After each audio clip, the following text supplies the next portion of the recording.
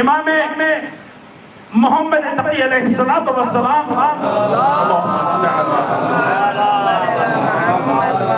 کی خدمت میں ایک شاہ نوالا آیا.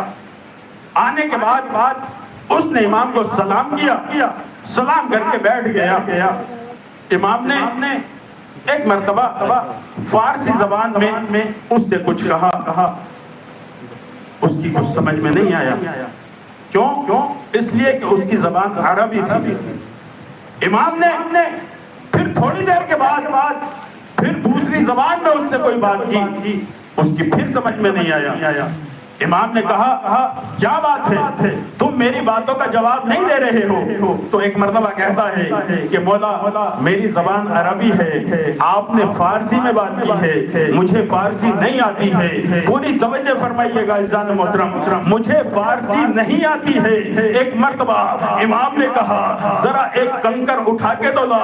عزیزان محترم, اس نے امام کو ایک کنکری اٹھا کے دی. امام نے کنکری کو اپنی زبان کے نیچے دبایا.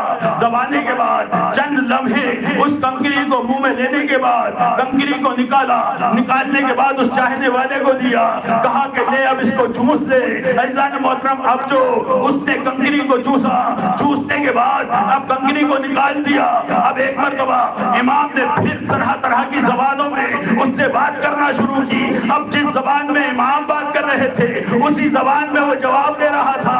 اب تاریخ بتاتی ہے کہ امام کی دہن سے نکلی ہوئی کنکری کی برکت یہ ہوئی کہ وہ 73 زبانوں کا مالک بن گیا, 73 زبانوں کا عالم بن گیا.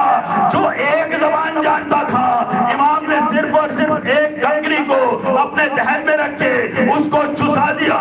اس کا کیا مطلب ہوا ابھی نہیں سمجھے آپ. عزیزان محترم, یوں سمجھو کہ جس طریقے سے امام نے کنکری کو چوس کے اپنے چاہنے والے کو چسا دیا, کتنی زبانوں کا مالک ہو گیا, 73 زبانوں کا مالک بن گیا. پوری توجہ, اب یہی مولا کائنات ہے. خانہ کعبہ کے اندر سے جب مولا کائنات پیغمبر اسلام کے ہاتھوں پہ آئے ہیں تو پیغمبر اسلام نے کنکری مولا کائنات کے دہن میں نہیں دی, بلکہ اپنی زبان کو علی کے دہن میں دے دیا. اب جیسے ہی مولا کائنات کے دہن میں زبان کو دے کر کے پیغمبر اسلام نے زبان کو چسایا تو ایک مرتبہ اب مولا کائنات کا فرمان ہے کہ مجھے میرے آقا نے, مجھے میرے رسول نے 1000 باب کا علم دیا تھا, لیکن میں نے ایک ایک باب سے ایک 1000 باب خود بخود نکالے.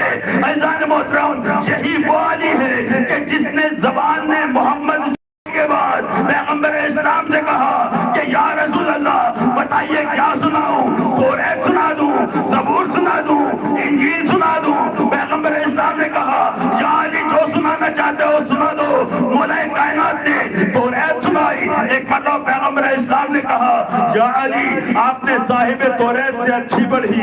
ایک مرتبہ زبور سنائی. پیغمبر اسلام نے فرمایا کہ یا علی آپ نے صاحب زبور سے اچھی پڑھی. ایسا محترم, ایک مرتبہ انجیل پڑھی. پیغمبر اسلام نے فرمایا یا علی آپ نے صاحب انجیل سے بہتر پڑھی. اب جو مولا کائنات نے قرآن مجید کی تلاوت کی, محترم پیغمبر اسلام نے فرمایا یا علی تم نے قرآن ایسے پڑھا ہے جیسے میں پڑھا کرتا ہوں. تم نے قرآن کو ایسے پڑھا ہے جیسے میں پڑھا کرتا ہوں. اس کا کیا مطلب ہے؟ پیغمبر اسلام نے دو اعتراض کے جواب دے دیے. ایک تو یہ کہ جو لوگ یہ کہہ رہے تھے معاذ اللہ ثم معاذ اللہ پیغمبر اسلام پڑھنا لکھنا نہیں جانتے تھے, محمد پڑھنا لکھنا نہیں جانتے تھے. جب مولا کائنات نے قرآن کو سنایا نا اور پیغمبر اسلام نے تصدیق کی تو یہ واضح ہو گیا کہ قرآن کی تلاوت کرنے کے بعد جب پیغمبر اسلام نے تصدیق کی تو یہ واضح ہو گیا کہ بتایا اسی کو جاتا ہے کہ جو پڑھا لکھا ہوتا ہے. اما جب پیغمبر اسلام کے دور میں کوئی پڑھا لکھا تھا ہی نہیں تو پیغمبر اسلام پڑھ کر کے کس کو سناتے؟ کون پیغمبر اسلام کے پڑھے ہوئے کی تصدیق کرتا؟ لیکن مولا کائنات کے پڑھنے کے بعد پیغمبر نے تصدیق کر کے یہ بتا دیا